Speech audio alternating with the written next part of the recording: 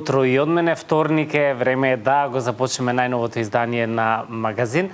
Денеска мој гостин е еден исклучително млад, но навистина талентиран пианист, кој што утре во Музеот на македонската борба во Скопје ќе одржи еден одличен рецитал, втор поред, посветен на градот Скопје и за онаа титула како европска престолнина која што ја добивме.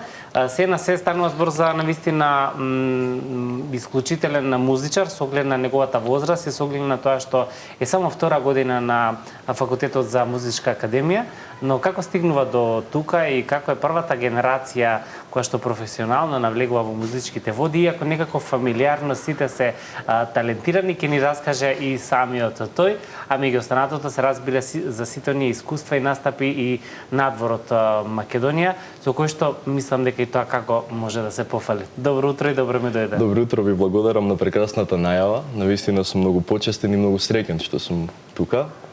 И најпрвин за почетоците би почнал како сум првата генерација на образован музичар во моето семејство. Така ми кажи пред емисија, велиш ние сите сме дома талентирани. Сите сме талентирани дома, но никој не го одбра тоа сериозно за професија. Аха, си разговарал зошто? Зошто не избрале? Генерално секогаш биле професиите, биди адвокат, биди тоа, биди ова, биди она, економист или да, генерално уметноста не може да не е најбитно, не може секојаш да не доведе до некој голем успех. Но се започна со мојот постар брат, Кристијан. Моите родители почна да го носат на часови по виолина. И јас сум 5 години помал од него. Носејќи го него, во сите кабинети во средното музичко училиште, тогаш исто така и нижа, имаха клавир. И јас го видов инструментот благодарение на неговите часови по виолина, му пристапив и во тој период тоа моето пристапување не ни беше ни свирење искрено, јас така шлапкав по клавирот. Онака дете со прстите која ќе. Но потоа и моите родители приметија дека туку ствари се создава една огромна љубов и амбиција за понатаму. Ова значи дека воопшто немале на ум дека Давид ќе сака да музицира? Да, генерално... Нели Давид бил придружба на својот брат, но се чекал дека... Абсолютно, да. Нели брат ти вежбал виолина? Но никогаш не се знае, баш ете случајните моменти како тој ете ме довеле да го засакам до тамер инструментот, да го гледам како мојот живот и... Интересно. Сон. Интересно, брат ти се уште свири виолина? Не, он понатаму, да. Музиката и исто така секој инструмент бара огромна жртва, исто така не исто многу музикален, но продолжи кон нешто поинаку, продолжи во гимназија со друштвото, понатаму и едноставно ги батали тие сати што треба да се вежба, да се жртвува многу. Еве како понекогаш се вртат нели работите, брат ти започна со музика, ти како придружба, подоцна ги менувате улогите, ти продолжуваш професионално, тој по сосема друг правец. Друг пат, да, и правец. Да. Но многу сум благодарен. Ете, и он да не почнал со виолината како јас би дознал за клавирот. Можеби јас би бил на сосема друго место. Си имаш вака замислено што би бил ако не би бил пианист? Ако не би работел со музика? Многу сакам психологијата сега. Многу сакам да читам и најверојатно би отишол во тој правец. Бидејќи јас и ми се роди љубовта кон психологијата за да ми помогне мене да станам подобар пианист, да се разбирам себе си, да знам како да се чувствувам, што да размислувам пред да настапам. И од денешен аспект си викам, ако не сум пианист, секој човек треба истите принципи да ги има и во секојдневниот живот, не само во настапот. Ова ми е интересен момент. Што треба да размислуваш пред да настапиш? Како тоа функционира во твојата глава? Нели обично пред представа актерите се изолираат, им треба време со себе. Навистина.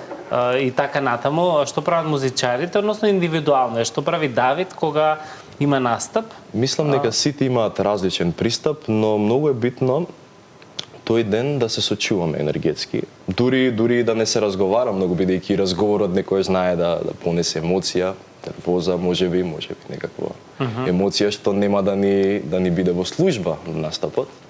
Убаво е да се изолираме, целиот ден да одмориме, потоа некои 2 сати би рекол пред настапот, да се седне да се испие едно кафе, да се дише пополека, саат време пред настапот да бидеме во салата, повторно да го почувствуваме просторот, инструментот на кој треба да настапиме, да бидеме добро распирани, со топли прсти, секако и раце. Едноставно да се радуваме во моментот, едноставно како прв пат да свириме, да ни биде. Тоа е секогаш успехот и нонстоп да чувствуваме возбуда. Бидејќи ако не чувствуваме возбуда, навистина можеби не ни е ни важно дали и како ќе биде настапот. А тоа е најлошото. Тоа е најлошото. Ако немаме трема или ако не ни е... Ако на човек му стане седно, тогаш стварно е лоша. Интересна е твојата приказна, со гледам тоа дека имаш толку многу работи позади себе. Нема да го заборавиме концертот за утре, ќе напоменеме некаде при крај, за да не заборавите детали, бидејќи е утре. Но во меѓувреме, вака ќе одиме малце кариерно како Давид, случајно од придружба на брат му, стигна сега до факултет. Уште кога почна да свириш со пијано, знаеше дека тоа е твојот инструмент или имаш желба да речеме со виолина? Како што брат ти свирал? Да бидам искрен, и јас ја сакав повеќе виолината, но некако моите родители ме распределија мене за тој инструмент. И за планираа бенд? Па можно е. Не се знае, но да продолжеше ќе бевме интересно дуо. А и татко ти ќе можеше гитарист да биде? Гитарист, да, исто така многу добар слухист е мојот татко. Почетоците, кога сме деца, не сакаме, никој не може нас да не натера да седиме, да треба да вежбаме, сакаме да излеземе надвор, да си играме со останатите деца, не можеме само да седиме дома и да знаеме дека, не знам, од основно оделение можеме да седиме дома и да вежбаме. Сакаме да си играме. Но некако од средно образование, тука полека сваќаме дека репертоарот станува потежок, дека е многу посериозно нешто и сме дошле веќе средно. Генерално некои ученици размислуваат, ама јас немам други опции, морам да продолжам со ова. И тежок период е. Искрено средното музичко знае да стане многу тешко и заради распоредот и заради времето мора некако да станеме многу поорганизирани од деннаш. Ама тоа е па една особина која што кога ќе научиш понатаму во животот, мислам дека тоа како ќе биде корисна. Да, многу покорисна, па и кога ќе дојдеме на студиеве, на пример, па деннаш леде, па многу повеќе време имам сега и може многу поубаво да се организирам и да го контролирам моето време. Но како деца многу е ретко, а и многу е лошо ако нашите родители не притискаат или професорот дека мора сега да вежбаме. Тоа може само да ни создаде еден отпор и да нема резултат понатаму. Ти немаш отпор кон пијаното, претпоставам, нели? Подеднакво ти се допадна како момент? Како мал го сваќав како игра. И на некој начин не размислував дека можеби ќе продолжам од сам старт, сакав и надвор да излегувам, да се дружам, да играм фудбал со другарчињата и се. Но некаде од средно сватив дека мора да се одвојува време во денот, мора да се вежбаат многу работи и не е само свирењето. Тоа е развој исто така и како личност, како човек, но и како пијанист. Сето оди одеднаш заедно. Интересен е тој момент, обично нели оние кои што не го работат, тоа кречат што им убаво нив. Само си свират. Живеат. Знаеш што ќе кажам. Само си свират. Стварно е тоа муавето, тебе викаш и во средно, нели, кога ќе го видиш тој джагор во училиштето, сите се инструменти, некако убава атмосфера, меѓутоа тој притисок во тие години веројатно ниту малку не е мал. Многу ме интересира сцената исто така. Да, тогаш учите уствари како да се биде на сцена, како да се однесува човек на сцена. Ми тој стрес е исто така еднаков, има студии што е многу приближен до стресот од смрт, понижување на некој начин и тоа е огромен притисок, а некако во средно, баш поради тој стрес, многу луѓе се откажуваат. А ако не ја проучуваат психологијата, како да се смират, како едноставно да се контролираат себе си, понатаму може да резултира со и срчеви заболувања, има и многу... Стварно, има и такви истражувања. Има и такви истражувања што многу изимаат лекови за смирување пред да настапат, што исто непродуктивно е според мене, баш треба да се чувствуваш многу жив на сцена. Да, тоа е интересно. Тоа значи дека средното училиште и тоа како може да биде една добра селекција за кој ќе продолжи понатаму, кој не. Ми делува дека средно е по-напорно и по-притисок од факултет.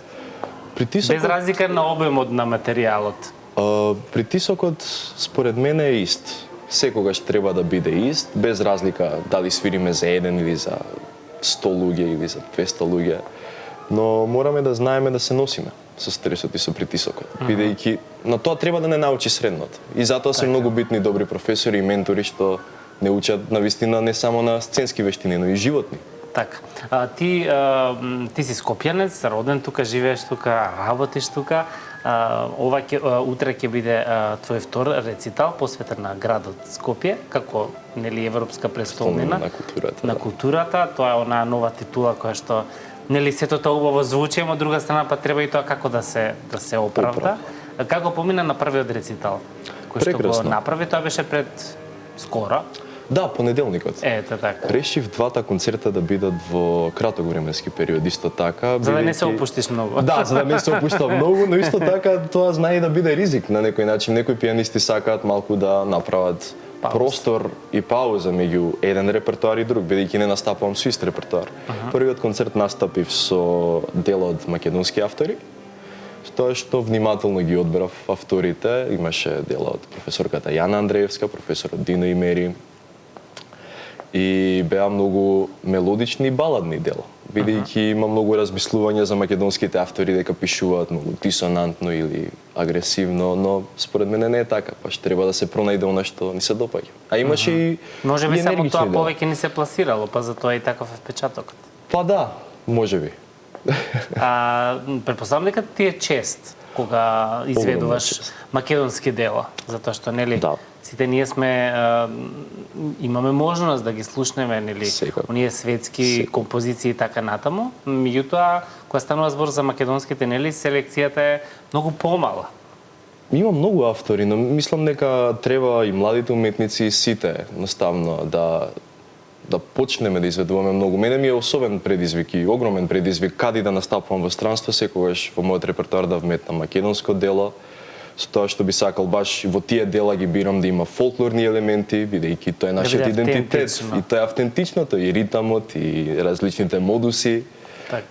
Навистина. Колку време трае еден рецитал, вака еден настап? Конкретно сега ова во КИЦ, што ти беше?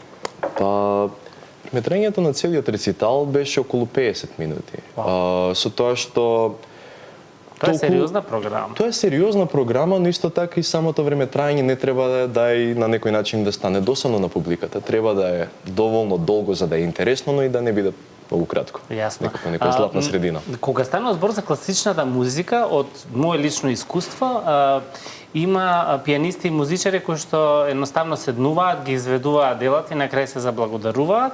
И има онај вториот тип кој што некако сакаат да ја раскажат приказната на она што следува. Ти во која група спаѓаш? Па јас кога настапувам, секогаш сакам да раскажам нешто преку пианото. Сметам дека некогаш многу по-добро се изразувам на клавирот, него вака, бидејќи некогаш музиката и звукот може да каже нешто за кое немаме збор, некоја емоција, некоја чувство, некоја состојба. Навистина, затоа е една многу огромна, возвишена уметност.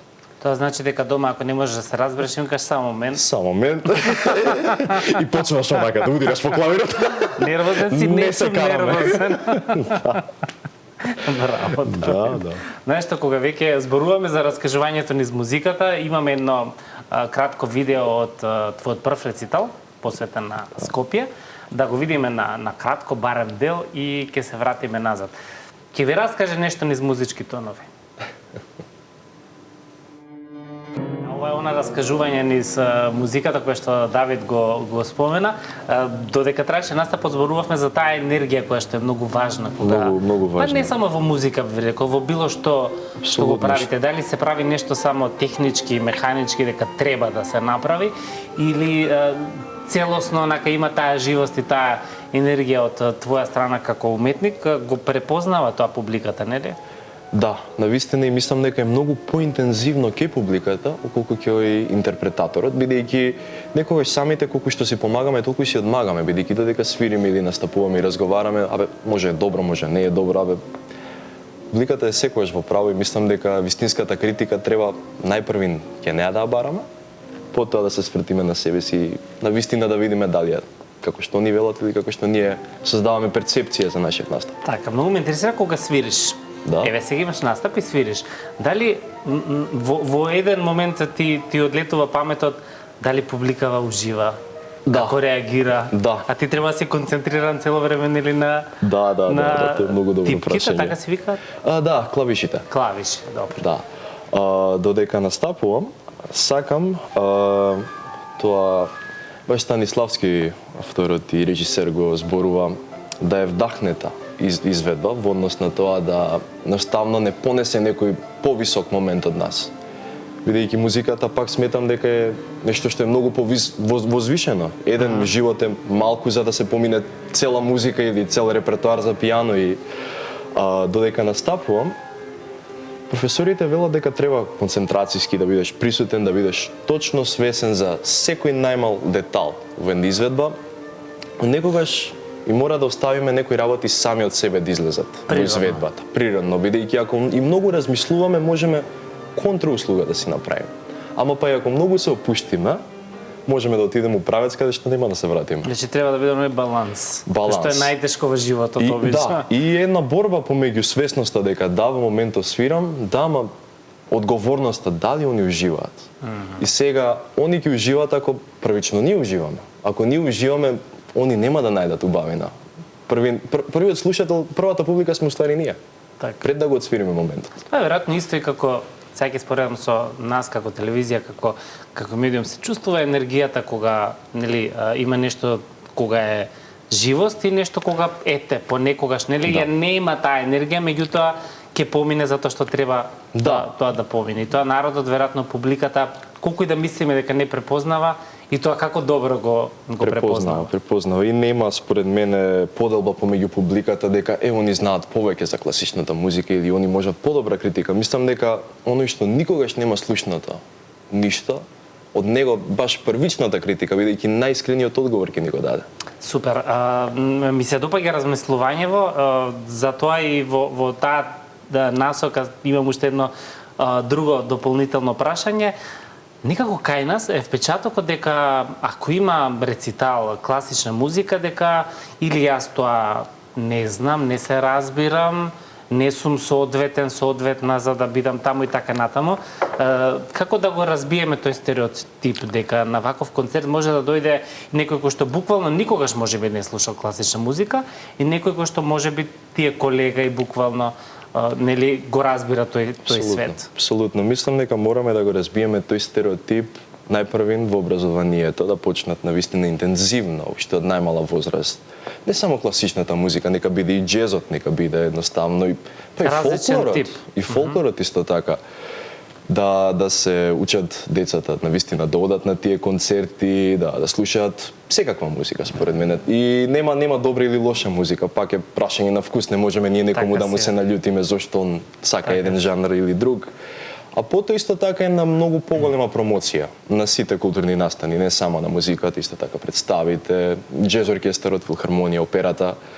И на тој начин со таа отвореност и промоција, мислам дека ќе се привлече многу повеќе публика и ќе се разбие стереотипот. Одлично. Која е публиката која што доаѓа на твоите концерти? Па обично доаѓаат мои пријатели, блиски луѓе, исто така многу се радувам кога доаѓа некој кој не го познавам и ќе ми пристапи по концертот и навистина ќе е задоволен од мојата изведба.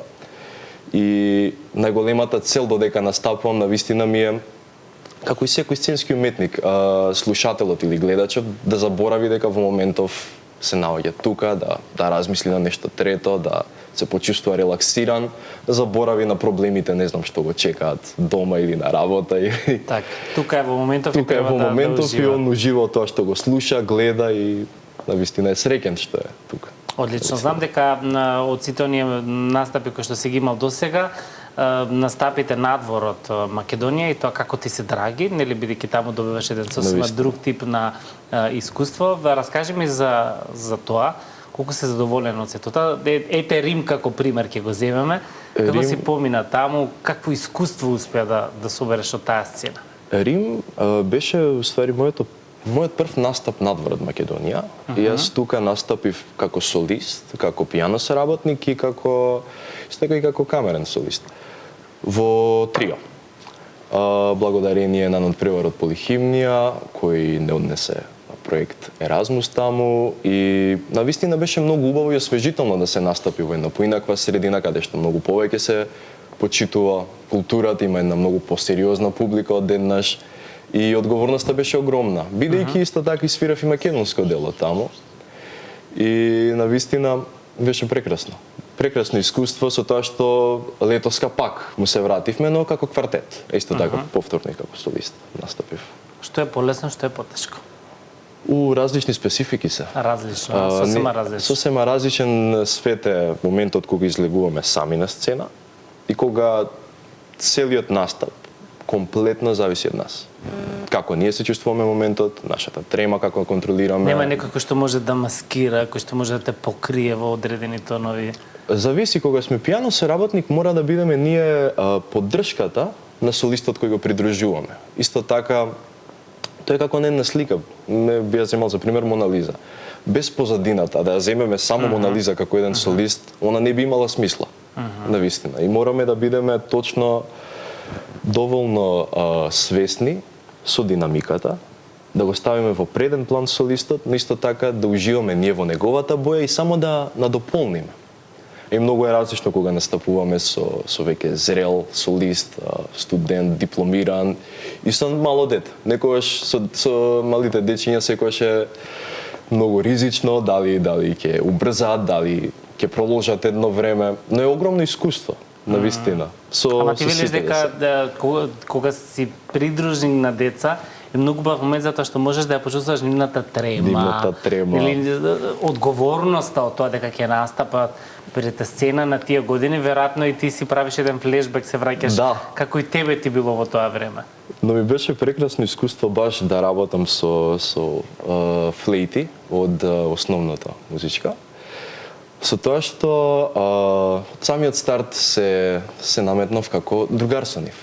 Навистина, они професор, викам, како професоре, па јас учев тука пред 2 години, како професор. Тоа е исто кога ти ми се обрати со вие. Да, со вие. Сега да не те карам пред... Да. Тоа е почит, тоа е почит, но на некој начин кога се тргнува тој момент, едноставно и на детето баш како пијаносто работник, дадовме простор да блеска во своето светло, со сите своји несовршености, што мисли дека се несовршености, уствари се совршености баш само што он ги има. Така. Никој друг. Така, да, многу ме интересира кога ќе направиш некој пропуст, ајде да кажам грешка. Да. Те фаќа паника или само продолжуваш? Многу е битно како гледаме на грешката. Мислам и не само во клавирот и во животот. Бидејќи пример, затоа го сакам џезот. Во џезот ќе кажат: добро свират, ама многу грешат." Ама они грешката не ја таму перцепира. Шмек му дава тоа изгледа. Апсолутно, тоа е тензија и опуштање. Како се во животот. И на некој начин грешката зависи дали е грешка од моментот после неа, како ќе реагираме ние. Дали ние ќе перцепираме како грешка или изненаден момент што нас не изненадува, публиката изненадува и едноставно ја претопуваме во нешто што е уште поинтересно. Како ти реагираш на таквите твои моменти? Па морам да кажам дека одлично се снаоѓам. Сега за сега. Камуфлираш? Камуфлирам одлично, да, дури неприметно. И мора да знаеме да импровизираме. На некој начин и во свирењето, и во музиката, и во животот, и во се. И баш тие грешки ќе ни дозволат да направиме уште поинтересен момент и уште поинтересна изведба. Така. И во режија викаат каква грешка може да се направи на концерт? На тоа твое дело, неколку ноти да ги скокнеш или да... Тоа е жива свирка, пример, може да ни се случи технички аспект, да не можат прстите да ни работат доволно брзо колку што треба во моментот, дали поради ладни раце, дали поради стрес, дали поради сомневање во своите можности, дали можеме ние ова да го свириме или можеме мориски или ментално да ни се случи да мислиме додека свириме дека не звучиме убаво или може да се случи нека блокада во моментот? Си има случувано. Да. Повеќе во средно училиште ми си има случувано, баш тој тежок период многу не има оформено да знаеме како да се снаоѓаме. И што се прави во тој момент? Мора да знаеме да се снајдеме, да продолжиме од место кое што го познаваме, но сепак да го споиме доволно добро, да изимпровизираме од лентата што ни фали, за да се снајдеме и тоа да биде неприметно. За сите, освен за нашиот професор, секако. Освен и тој, ако си исклучил на момент, па може би тој нема. Да. Но мора да знаеме и мислам дека тоа сите треба да го направат, сите професори да научат како да се снаоѓаме. Така е, тоа е најважно. Бидејќи перфекцијата е секогаш нешто што можеби никогаш нема да го. Што не постои. Што не постои едноставно, да. Апсолутно. Сосема на крај, многу брзо ни помина, иначе моветот беше интересен. Имаш ли вака една цел? Нешто што ти е замислено, нешто што ти е желба и што сакаш да го направиш? Па би сакал да настапувам. Многу би сакал да бидам концертен пианист, да го прошетам светот преку музиката, да настапувам со светски оркестри и диригенти. И потоа, после сакам да имам убава кариера од 10 до 12 години и потоа со сите знаења и сознанија кои би ги дознал и научил текот на тој процес, да се вратам повторно во Македонија и да работам на факултетот за музичка уметност во Скопје. Многу ти благодариме за ова. Ова е одличен момент. Ако вака би функционирале сите, веројатно ќе стануваме секогаш поубаво место за живење. Најубав помен утре на рециталот. Во колку часот е само и дали може у некој што имаат желба да поминат или е со карти? Како функционира? Не, нема карти. Влезот е слободен во 20 часот во Музеот на македонска борба. Готово. Значи утре во 20 часот во Музеј на македонска борба. Ако имате време, желба и така натаму, може да го посетите концертот на Давид. Ќе биде тоа вистинско уживање посветено на Скопје. А за крај, режија, дали може? Може. Може, уживајте со Дупер.